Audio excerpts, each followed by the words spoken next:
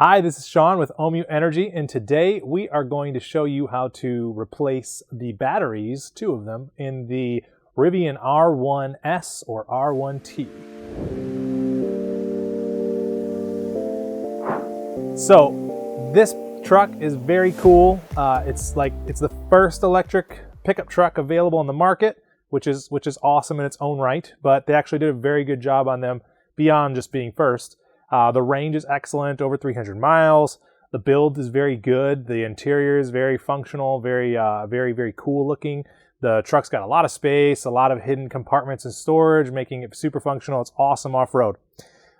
They used lead acid batteries in these, just like everybody's been using so far in most of the industries. So that represents a cool opportunity to upgrade your Rivian and put in a couple of lithium 12-volt batteries instead. Cool things about that, you lose a whole bunch of weight. They're going to last way longer. They're easier to handle and manage. You're going to have to replace them less often. This is kind of the pros there. They're more environmentally friendly because you use a lot less materials. And of course, since you're replacing them less often, that helps too. And the less frequency of replacement saves you money and time. And they're more reliable. So if you go out on an adventure and you're out in the middle of nowhere, or you're off-roading or something like that, you really don't want to have relying on a lead acid 12-volt battery to keep you afloat if you don't have to. So in this truck, we're going to put in a pair of Ohmmu Rivian batteries, and they will come with all the things that you need. There's a set of adapters for the terminals to get them into just the right spot and square off the lugs, and a set of aluminum spacers for the top bracket to get it nice and snug. And we'll show you that as we do the install. So on the Rivian, there are some differences. Just if you've been doing EVs for a while, or if you've had a Tesla and you did a swap on the 12-volt, there's a couple of differences with the Rivian. One of the big ones is that we don't remove the high voltage plug on these. If you do, and you boot everything back up at the end, you might have a whole bunch of errors, including some that don't allow you to reset it. And then you have to come back up front and shut it all down and then try again. They kind of have a little bit of a finicky 12-volt system when it comes to rebooting everything. So the way we mitigate that or work around that is to actually, with dual batteries, we don't have to have the truck shut down totally. And so we'll leave the high voltage plug in, and we're going to just replace the secondary battery, which is the one on the passenger side. We're going to replace that one fully first. And then we're going to replace the primary, which is the one on the driver's side, fully second. So then we'll be replacing both batteries without the truck losing power. There's still going to be some alerts that pop up because of the batteries missing at one point or the other. So there's still going to be a bunch of alerts that come up. But we'll be able to clear those by just doing the typical Rivian hard reset, which is the left outer steering wheel button and the emergency flashers button. You hold those down. There'll be a little pop-up that says system resetting, keep holding if you want to do it, and you keep holding, and then it'll reboot and you'll see it load back up, and then your errors should be all cleared up. So that's a little bit of a gotcha, or just a little difference in the Rivian, so make sure you're paying attention to that and you do it that way. Otherwise, it's a pretty straightforward swap. We'll take off the top trim panel, we'll remove a couple of 10mm bolts that'll allow us to pull the back of the Frunk tub forward just enough to get access, and then we'll remove everything on top of the one battery, pull it out, swap it, put everything back on, and the same thing on the other battery, pull it out, swap it. You'll need, tools-wise, I like to use a cordless drill just because it makes things go a lot faster, but you can just use like a socket wrench too, that's fine. But you'll need 10mm, an 8mm, and a 13mm to handle all the different bolts that you're going to need to disconnect. The other thing I highly recommend having is a magnet on a stick in case you drop a bolt while you're doing this. There's some small ones that can be definitely tough. You'll want to keep a very close grasp when you're removing the little tiny bolts so that they don't fall, because if they do, you may not even maybe able to find them with one of these, because they're small and they can fall pretty deep into the crevices of the Frunk. You could probably get them out by going down to the bottom and maybe removing the underbody shield, but that's just a big pain in the butt. Nobody wants to do. And you'll also want to have a flathead screwdriver for the plastic covers that are on top of both of the body positive, like little terminal breakout boards. That will help you to remove those covers. And then for safety, we want to make sure that we're being safe. So we're going to wear safety glasses and then some nice thicker rubber gloves. I like to use the thicker rubber gloves on the Rivian just because of those small bolts, so you give a little bit of better tactile feel with your fingers. It's a tough one to do because of that. We also would suggest having a third glove available or something to put over the terminal, the positive terminal, when you have it disconnected, because like I said, we're not going to fully power down the 12-volt system. We're going to swap one and then the other. So we don't want to allow the positive terminal of the battery that we have out at the time to touch the body frame or negative wire in any way. So we want to make sure that we are covering that up so that we don't have that risk. All right, we'll take the plastic trim off on the top. To do so, you're going to just go one side or the other and lift up until you unpop it. You'll hear little popping noises. There's about 4 on each side that you'll need to take off. This one's already kind of loose because we just did this. So then once you've got both sides off, you can just lift that plastic trim out of the way and set it off to the side. All right, we've got two 10mm bolts that hold the top edge of the front tub. Pop those off.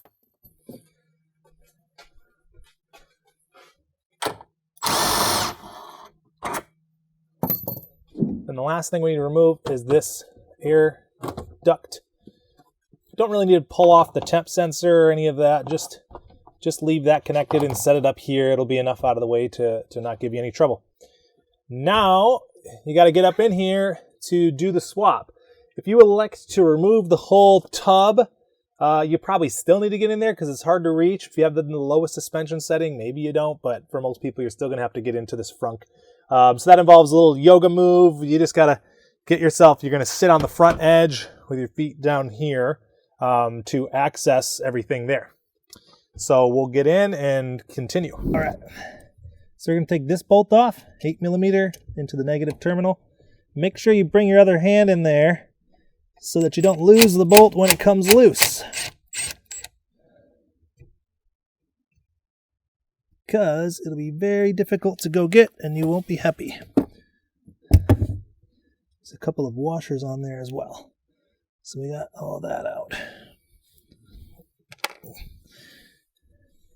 Now, take this negative terminal and tuck it away here so it stays out of your way. It's okay if the negative touches, because that is why we do negative first and why they put the negative outbound of the positive, because the chassis is grounded, so it's already part of the ground, so it's fine. So now we'll take this top cover off, which is assisted by a flathead screwdriver. So you kind of put it in each of these holes, and then you'll be able to get it off. There's 5 of them going around. Take that off. Set that up here. Now we only need to remove this and this. These ones you can leave connected. So this is a 13mm, this is a 10mm.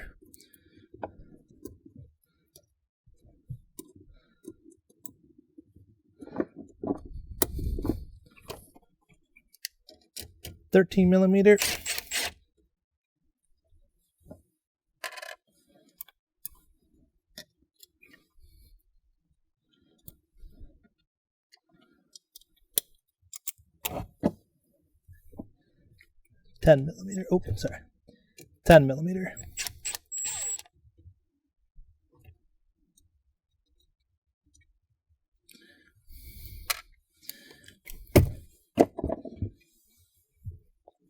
Now that you have the bolts off of both of those, now is when we'll bring in our extra pair of gloves and take this one off, which is secondary PDU. Slide that inside of a glove. And you can set it in here, and then take your this one off, which is DC to DC secondary, and then same thing, slide that inside of a glove, and that will keep those safe from making any contact that we don't want it to make. Then the last bolt to remove here is this 8mm that threads into the positive terminal directly right here.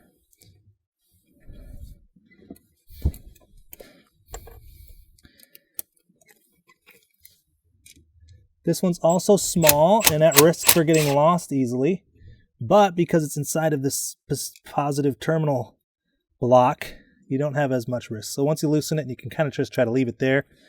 Then you can move your tool out of the way, then come back in with your fingers and pull that out.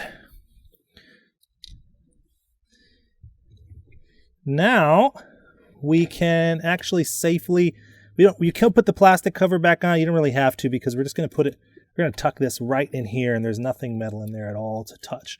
If there were any risk of it touching metal, then you should definitely cover it back up. But we're just going to set it right in there, and that's a safe spot for it. All right, so now there's this black bracket that holds down the battery.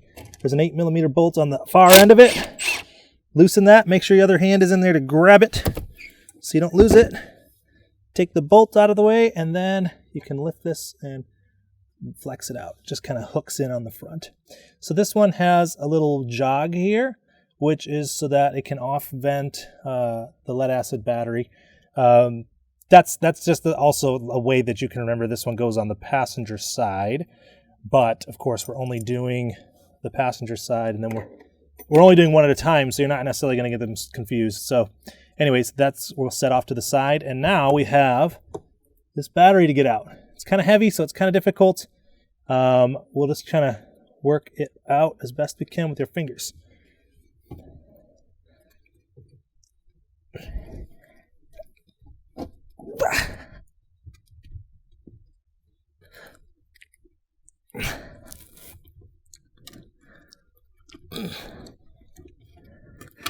Oh yeah! Great finger workout to get that sucker out. Very heavy. We'll show you on the scale the pair of them against each other, so you can see how much weight savings there are, but it is substantial. All right, let's weigh these bad boys. So, factory batteries, lead acid, 28 pounds, 6 ounces. We bring in Ohmmu lithiums, and we are at 12 pounds, 9 ounces. So that's about almost 16 pounds of weight savings by switching to these batteries. Of course, lots less material needs to go into them too, which is great. All right, let's bring in first lithium battery. That's going to go over here, right where the other one came out. Make sure the negative is on the outside.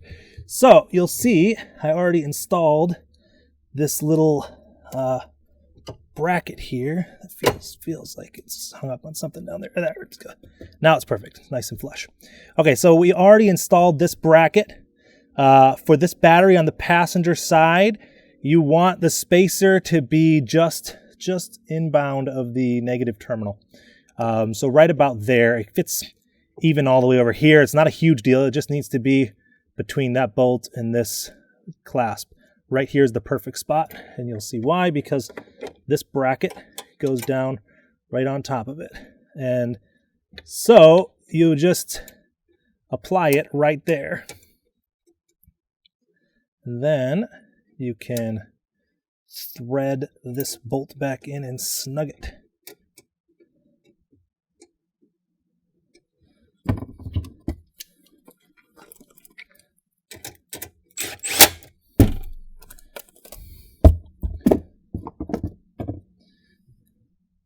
Once that's in, now the positive breakout can come up here.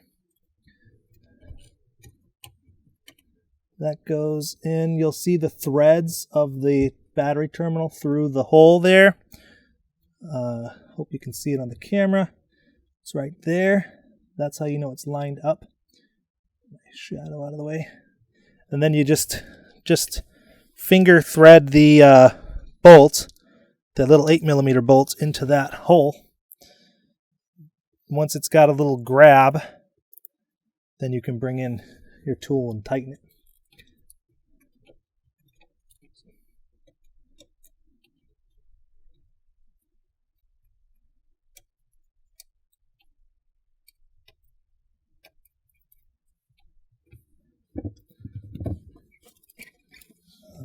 this in, tighten that down. Now we will, one at a time, remove these wire gloves from the wires, and then we can set those into their places. This is the secondary DC to DC converter, 13 millimeter nut goes there. And this is the secondary PDU wire, 10 millimeter nut goes right there. Just finger those, thread those in, and then come back in with your tool and tighten them.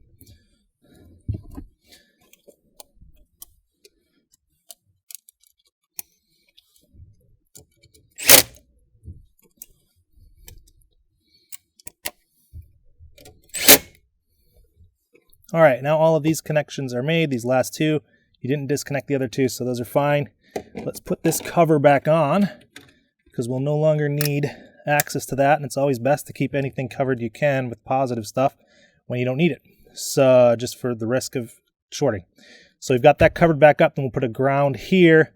Same thing like before, we'll line it up and then thread it in. So this one, lining it up, you want to just get it into its right spot and then hold it there, hopefully, because it'll start to spark a little bit potentially, because you're making the connection to the battery into the vehicle complete when you connect this.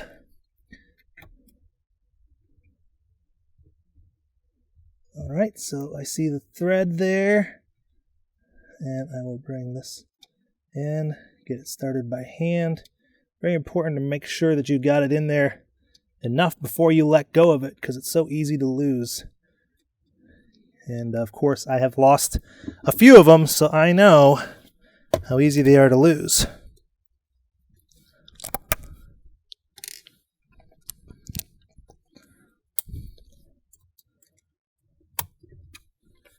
And then go ahead and tighten that one down.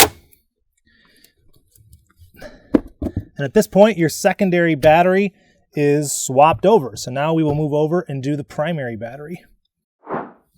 All right, let's replace the primary battery. So we already lost the bolt on this one, which is why I'm going to use a screwdriver here to remove the backup bolt on the negative terminal.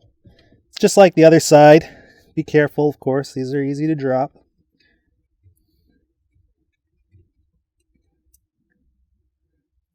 Take that one out. Then you can tuck the negative back here. You might hear some funny noises like we are right now. It sounds like your car is turning into a spaceship. I don't think it's actually related to disconnecting that, because we've disconnected a bunch of times and this is the first time that noise started. So now we will remove the plastic cover here, the positive terminal. Just need to wedge up at these corners, apply a little upward pressure, and voila, that is off. Now, same thing, we're just going to remove the front two, and then we're going to put a glove over them. So this side is 13 millimeter, being fed from the DC to DC converter. It's a nice fatty cable, 300 amp fuse.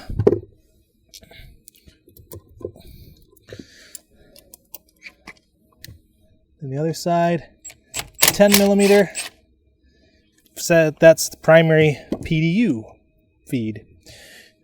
Once you've got those up, then let's go ahead and cover them and find a better place to put them. Just a safe kind of out of the way kind of deal. Somewhere where they won't ground onto anything and just be held. Here's the other glove.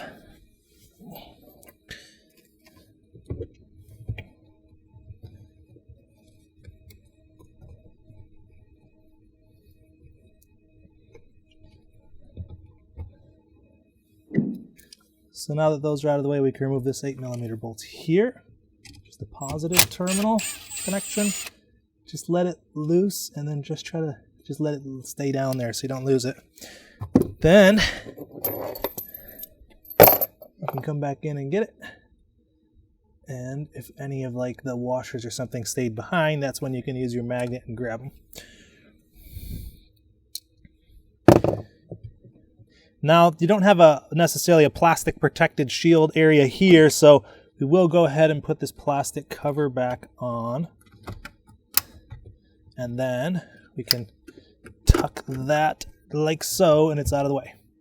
Now we're going to remove this 8mm bolt right here, which is the top bracket that holds the battery down. Bring your other hand in so you don't lose it. And then you'll notice this one is a little different than the last. It doesn't have the jog, it's just flat all the way through. Now we gotta exercise our fingers and get that heavy battery out.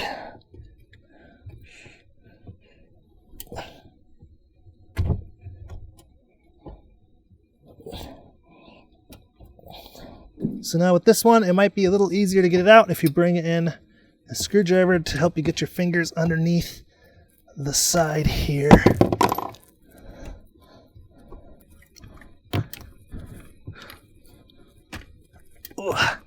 Once you get a good grab on it, you should be able to take it out. And then there is our other heavy lead acid battery. All right, now on this side, we're bringing in our lithium. And again, I've already put the adapter on there. I want it to be nice and flush. This case, the adapter sits in a little different spot. The last one, we would have put it over here by the negative. This time, we're almost in the middle, just a little bit more to the positive side.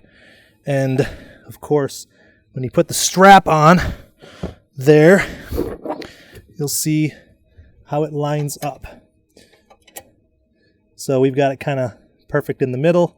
If it were a little over that way or a little over that way, it'd be okay as long as there's enough material underneath this strap for it to get a nice grab.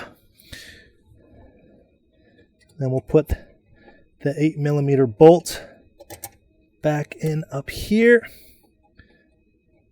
and tighten that down.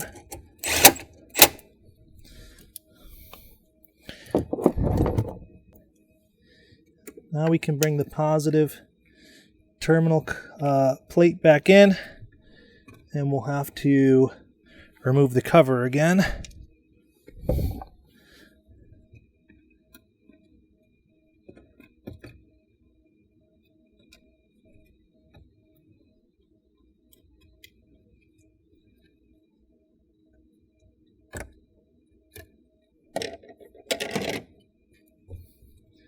And just like before, we're just kind of going to line that up. You see the threads inside. Then you can bring in your bolt, and by finger you can start it in. Then you can come back in with your tool and secure it. Now we can bring our PDU wire back in, 10mm nut.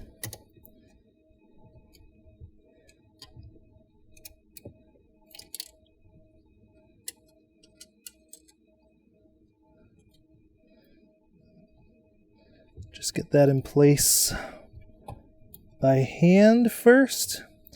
Then you can bring in a 13mm nut and the DC to DC wire.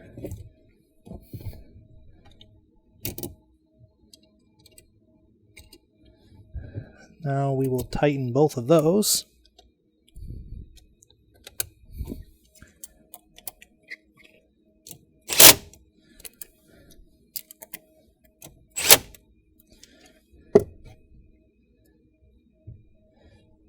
And we can put the cover back on.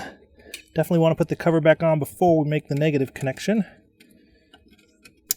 so that everything is best protected. Now our last connection to make is right here. This negative is going to go in. Let's make sure we've got bolts in our hand.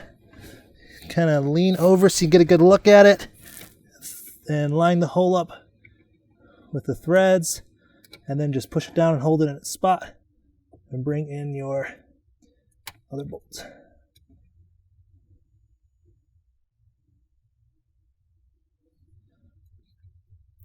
So you should have an 8mm bolt in there, but since we lost it, we've got the Phillips head back up.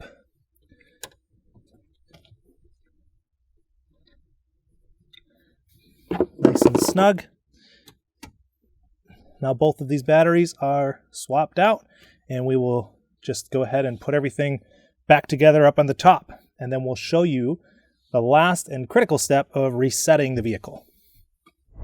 All right, last steps. Air duct goes in here. If it feels like there's something in the way, it's probably just a wire and you can just move it out of the way, but it should just slide down and sit nice and flush. And then the two 10mm bolts go in.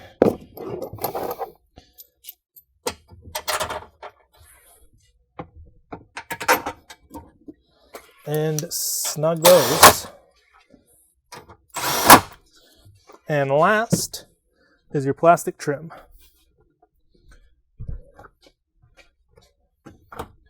Plastic trim comes up. You'll get it lined up, and you'll hear some nice clicks letting you know you got it in place as you push down.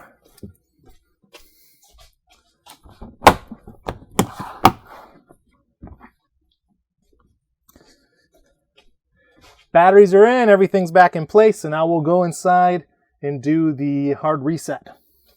All right, so you get back in, you're gonna have a whole bunch of alerts. It's gonna look like Rivian's gone wild. You can check your notifications if you want. There's gonna be a bunch of them. Some of them will sound scary. So we can ignore those. We're gonna reset them. So we hold the outer left on the steering wheel and the emergency flashers. After a few seconds, it's going to say keep holding both buttons, vehicle restarting soon. Then vehicle diagnostic captured on the center screen. And as we keep holding, it goes to restart. You can let go once it gets to this point, and it will restart the vehicle. So it'll count back up from 0, and once it gets to 100%, it'll reboot, and then the vehicle should be good to go. The last things you'll need to do is reset your window calibration, which is done at each window. You have to push the button that's on that door. You push the window down until it goes all the way down, and just keep holding it even after it gets down. Count to 10, then hold it up until it gets all the way up, and keep holding it after it gets all the way up, count to 10, and then let go, and it should have calibrated that window. With these trucks, I'd find it hard to believe if anybody hasn't already done that on their trucks more than once, because it's something that's super common for these trucks to require you to do, even after some of the software updates that happened early on. You'd have to recalibrate your windows. So I'm sure everybody's done that, but that's how you do it. The last part will be the prior tire pressure sensors are going to say that they are not working. So drive a couple miles and that'll go away. It just needs to see them again. It just needs to, and they don't send signals unless you're driving. So once you start driving, it'll start picking up those signals again, and those that alert will also clear. All right, that's it. You should have your batteries swapped, the truck reset, and you're ready to enjoy your truck for many more miles, months, and adventures. Again, we love these trucks. Ohmmu Energy, we provide lithium batteries mostly for electric vehicles. It's a very exciting time as the vehicle world transitions to electric. The 12-volt batteries have kind of held on to the old standard, which is lead acid, but eventually we believe they'll all transition to a lithium 12-volt battery as the standard. And we're offering those, of course, now, and it's a great upgrade for your electric vehicles now. You can reach out to us at support@ohmmu.com via email, or you can go to our website and go to support.ohmmu.com, or if you just want to check out our webpage, of course, it's ohmmu.com, OHMMU. And we look forward to hearing from you. And as always, enjoy your electric vehicles and get out there and explore.